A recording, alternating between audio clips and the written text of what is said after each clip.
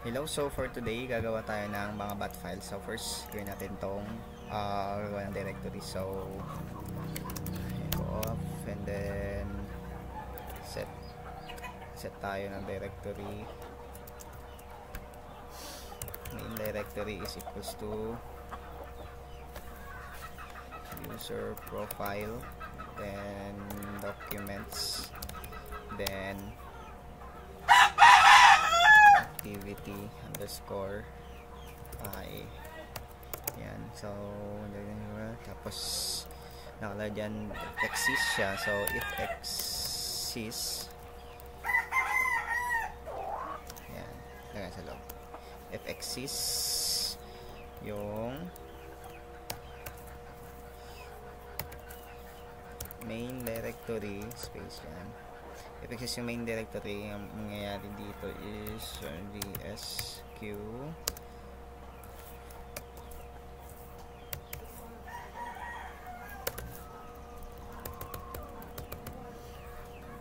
main directory and then make directory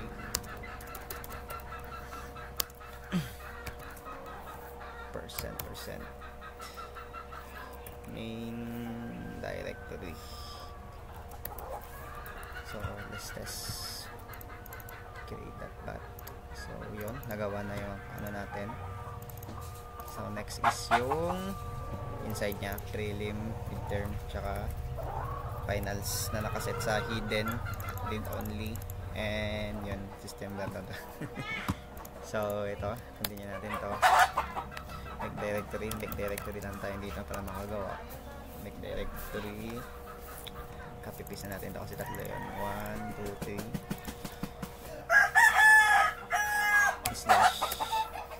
slash prelim slash midterm slash final. Okay, so finals yan. So first gagawa tayo muna. So run natin ito. Okay, so meron pero hindi pa siya nakaset sa mga properties nila. Okay, so ngayon yung gagawin natin, set natin siya directory finals attribute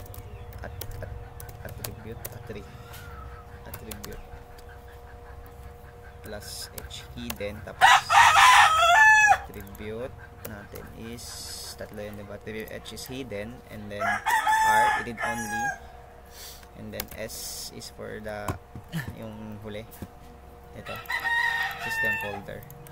Okay, so ang attribute h daw natin is yung prelim. So prelim siya, so ano natin to, yan, then midterm, ito, and then prelim ay finals. So yan, save natin. Okay, so yan, check natin. Okay, so yan, nakita nyo, naka-ano na siya, naka-hidden na siya, naka-set na yung properties natin dyan. So yan, hidden ito kasi naka yan, properties.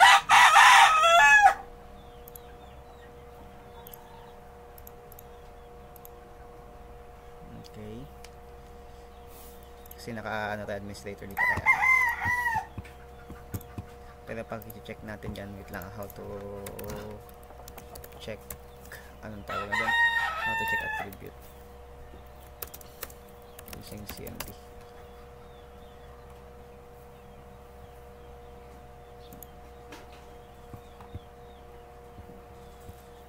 Saan na yun? So wait lang, ano yun, wala natin katahanan, tsaka natin yan. So next is inside the prelim text. This is my activity prelim. So ito, sa loob daw nung ano, so echo, so sabihin mag-echo tayo muna doon. This is my all activity in prelim.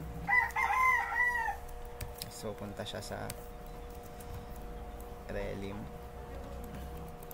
yan, minirecto to prelim, and slash prelim dot text. So check natin kung meron siya. Okay. So create.bat. Okay, so prelim.text, yun, this is all my activities in prelim. So i-implement na natin yung tatlo. Yan, this is all my activity.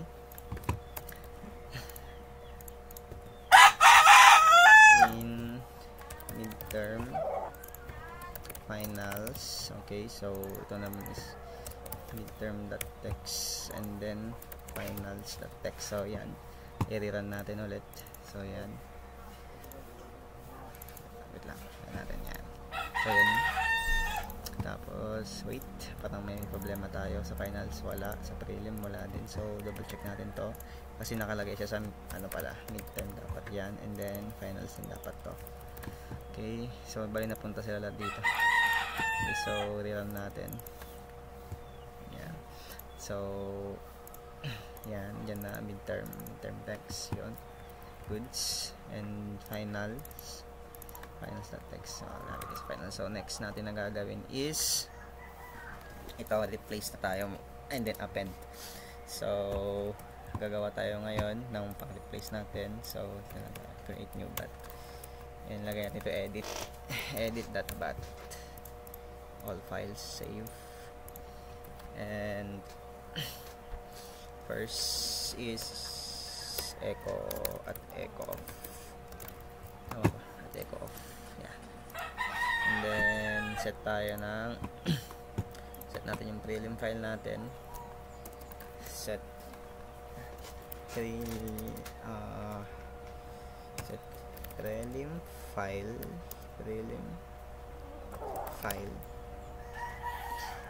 or prelim file equals C, isa siya, or pwede din direct na natin doon, user, hangin natin dito,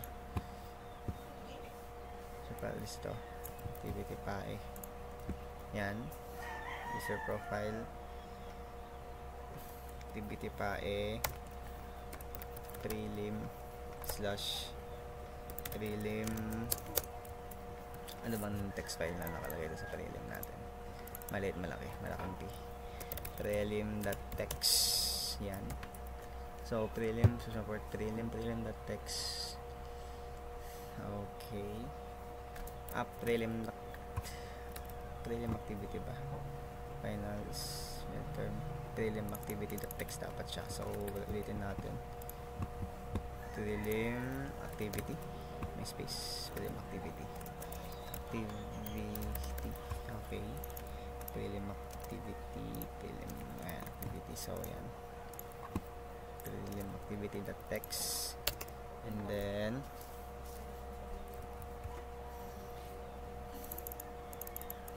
is less than mga 100 bits. So gagawa tayo ng process, so call natin, call process file percent prelim underscore file, yan. So next, tapos muna natin, tapos exit, then set file equals percent squiggly line, squiggly line dito, kalimutan ko squiggly line.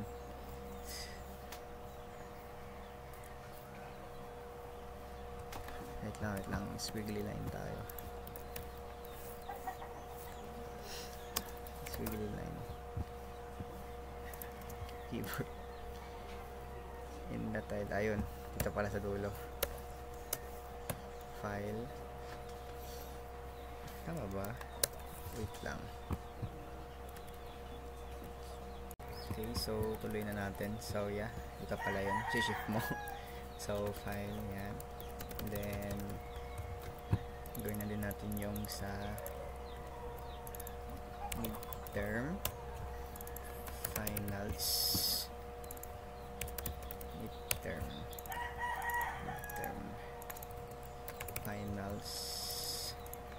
finals, call process file, process file, midterm, finals. Yan, set natin na ganyan. Tapos if exists ulit yung mga file, tawagin natin tong file na ginawa natin. Ito, if exists daw yung file ng yan.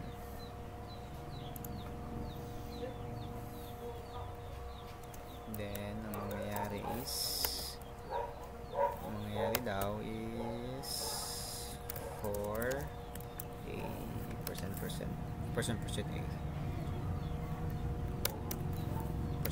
a in file. Yan. Do if percent z a LSS 100 bits. So yan, 100 bits. Ang mangyayari kapag 100 bits siya is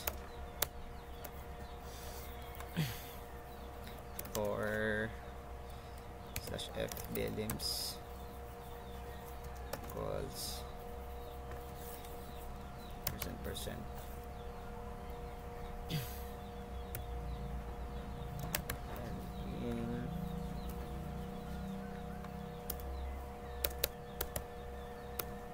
wait, I forgot. Okay, continue natin. So percent delims percent a for f delims percent l in type file.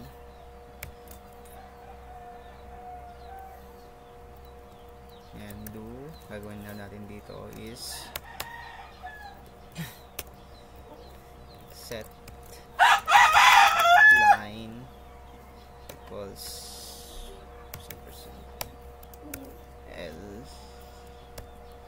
and set line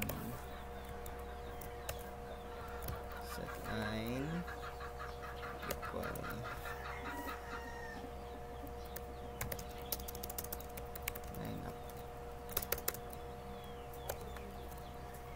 line activity all line activity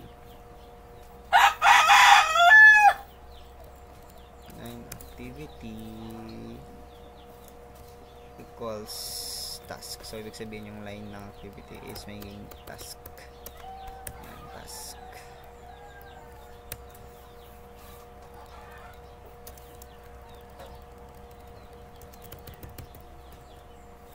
Yan, and then tapos echo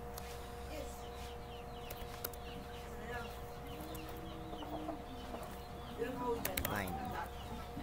Okay. Mas gagawa tayo ng temporary file. So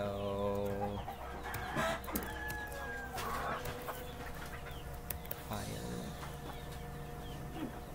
temporary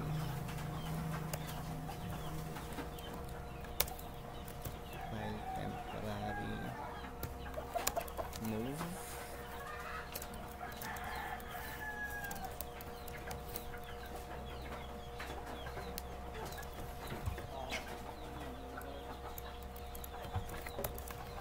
file. Huwag natin yung file.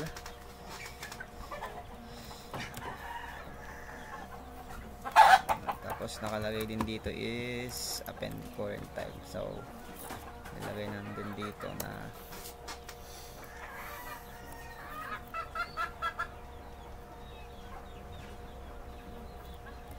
lang. Okay, so continue natin. So mali ito. Must be percent and process file. Dapat underscore yan. Process file. Ito. Null. After ng null.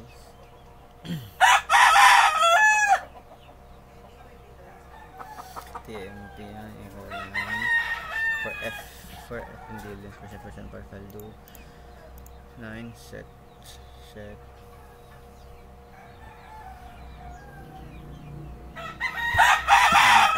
tapos echo. Ito na yung edited on, tapos ko natin yung date ngayon and then yung time. And i-append natin siya sa file, sa mga file yan. So yan, okay. And then echo replacement is complete na, para makita natin kung nag-complete yung replacement. Complete naman. Complete in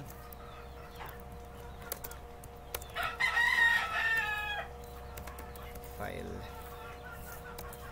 Yan, okay. Close.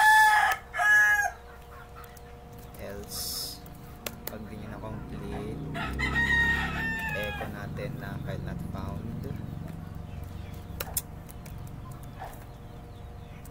Echo not file not found. Exit. So try natin ngayon. So create, then edit. Oops, the system cannot find the batch label specified. So ayan. So wait, debug ko lang siya. Okay, so after a lot of debugging, wait lang. So ito na yung code. So wala din pinagbago, so inayos ko lang yung process file niya, wala kasi yan. So ito, nag-set tayo ng file, ng mga files siya kung nasaan, and then tinatawag niya process file. So sabihin ito yung loob ng process file, ito yung mangyayari yan. So natawag ito yung gagawin niya pag tinawag yung file. So process file, set file yan, hanapin niya sa 48, tapos hanapin niya kung 100 bits. So hindi, if 100 bits siya, i-skip niya kasi exceeded siya. Tapos pag hindi, gagawin niya. So activity magiging task ba yung nakalagay dito? Task, yeah. So let's see in action. So first create ulit tayo, delete ulit yung mga files na dito. Yan, so ito, this is all my activity and finals. So pag niran natin to, may giging oops, not found siya. Okay, dito yun. Oh wait, no, it's okay. Yung sa debugging lang yun kasi nabawa na. Yan, so yan, all task is once edited on, yung date, yung time. Check natin yung midterm kung nagbago. Okay, so yan. The next is prelim. Yan, so yun, halagyan na din siya. And last ngayon is remove operation. So sa remove operation, nagawa ulit tayo dito ng i-save natin as delete. Yan, all files, delete that bat. Okay, so at echo off, set local enable delayed expansion, set main directory, activity pa napupunta tayo daw sa finals. Yan, so set, gagawa tayo dito ng large underscore file equals large file count equals 0 if not exists percent finals folder.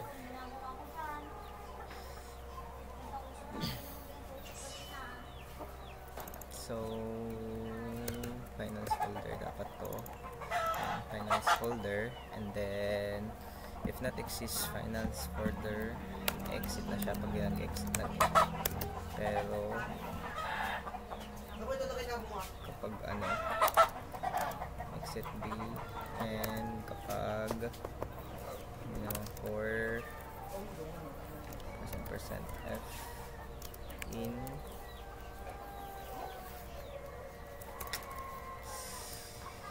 finance folder,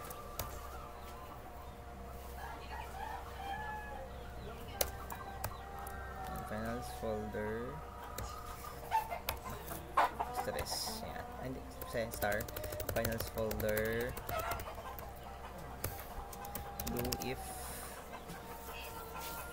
percent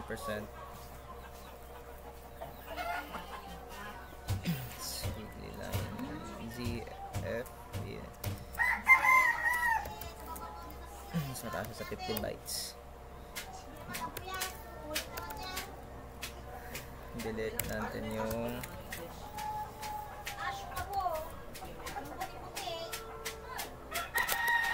%F. Yan. Then set large file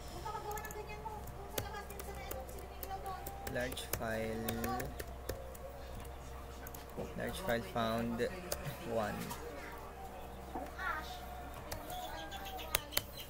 If large file found backpack is only equals to 0, SQ